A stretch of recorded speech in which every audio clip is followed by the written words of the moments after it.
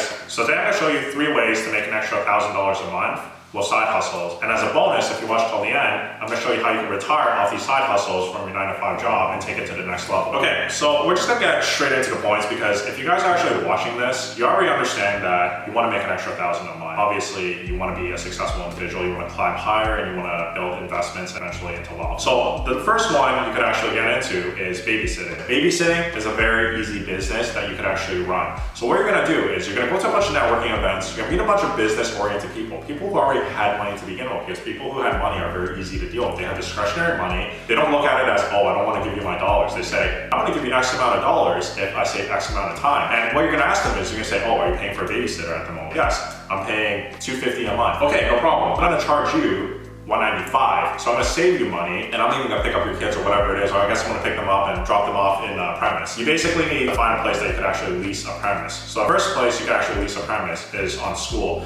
So instead of tying yourself to a lease, which is a liability, if you don't actually have enough to keep your lease, you're gonna be underwater, and you're obviously going to potentially go bust and screw up your credit. So what you could potentially do is you go to a school, you meet up with the superintendent, you say, listen, I'm running a babysitting service. Would it be possible for me to lease the premise from you when school's done? I'm just gonna run this program between the hours of 3:30 to 6, and then most likely they're gonna say yes, no problem. So you run it there, and everything's gonna be relatively simple. If you do it like this, you're obviously competitive, you're solving their issue too, and you say, listen, I could even drop the kids back at your place afterwards for X amount of fees, and then you just make life much easier, and you're doing it at a competitive rate. The next thing you're gonna ask is, what is my startup cost?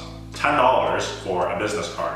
You buy a business card, you say Johnny's babysitting service, you hand it out to everybody, you say, I do babysitting, here. And the easiest thing everyone loves to talk about, my children does this. Oh, you have children, do you need babysitting services? Boom, you get straight to the point. So that's how I would start a babysitting service. The second thing you can do is for the artists and it's for the creative people. I used to be very creative. I used to like painting, I used to like drawing, and at the same time, I used to like scale car models. So what that meant was you build up a car, super detailed, you paint everything, you sand everything. It's a very intricate process. And what I didn't realize is that there's actually a market for this. Some people actually want to pay a commission for you to paint and build their entire car model and just ship it to them. So initially I had 30 because I was pretty good at doing this. And it was just taking up too much space, I no longer wanted it. So I got in touch with my hobby store guy and I said, hey, would it be cool if I just like display these here because I'm gonna get rid of all this? And maybe I'll just sell like each of these for like $300 to $400 when the cost was like $40. And if I would actually sell it, I'll just give you half the profit.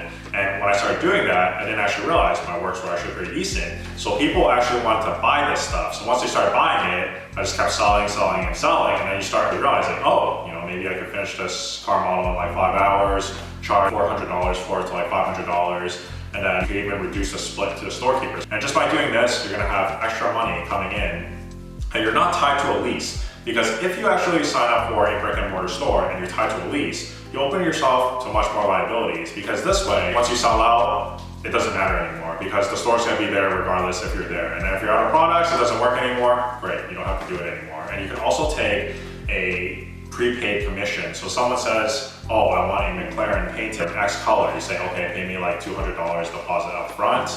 I'm gonna buy this model, I'm gonna do everything. And then that way, you just have everything scheduled out. And eventually, you teach people how to do this and you turn this into a scalable business. So the third thing you could do is you're going to sell winter jackets. So these have always been done through the beginning of time. You basically partner up with some sort of Chinese supplier from China. You're gonna order a bunch of popular jackets, for example, like Canada Goose, everything. You can even get Montclairs. There's always like a discount on these bulk jackets. And what you're gonna do is you're gonna start posting it on Facebook Marketplace. You're gonna post it on Kijiji, you're gonna post it onto Craigslist. Usually if you pick up a jacket for between $350 to around $450, you're always able to sell it for at least $800. So you're able to like make a pretty penny. I used to do this a lot with my friends back in the earlier days, and we were able to at least like make $8,000 per season. And that's just usually for the winter season. You can even get like summer clothes, shoes, belts, etc. And you can just like continue to do this through a yearly thing. And I think that this is actually the most scalable business because it doesn't really require you to have like a lease or a store space. But if you do actually know people who do own stores, you can even say, hey, listen,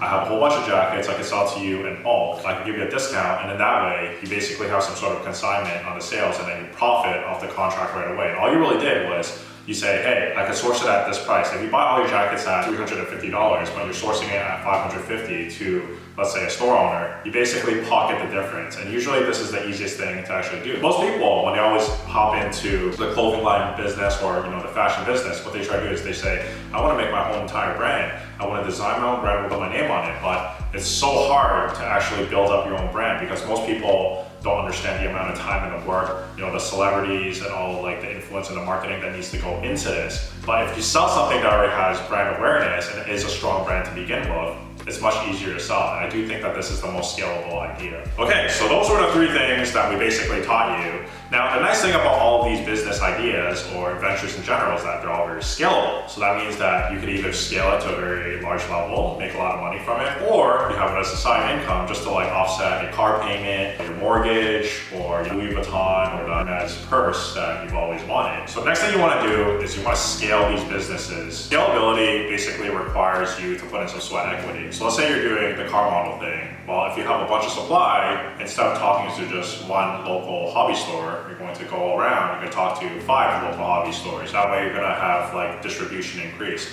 Well, if you want to talk about the babysitting, how do you scale that? Well, let's say if you have one of these facilities already ready, you're going to hire a supervisor or a manager to deal with the facilities, and they're going to continue to grow the next facility at another school. Let's say if you want to do the winter jacket, well, how are you going to increase scalability? You're going to increase your advertisements, your marketing range. You're going to talk to more and more resellers of winter jackets, and just by like really growing and 10xing the amount of income is that you need more reach. So you just need to expand your network and expand your horizons.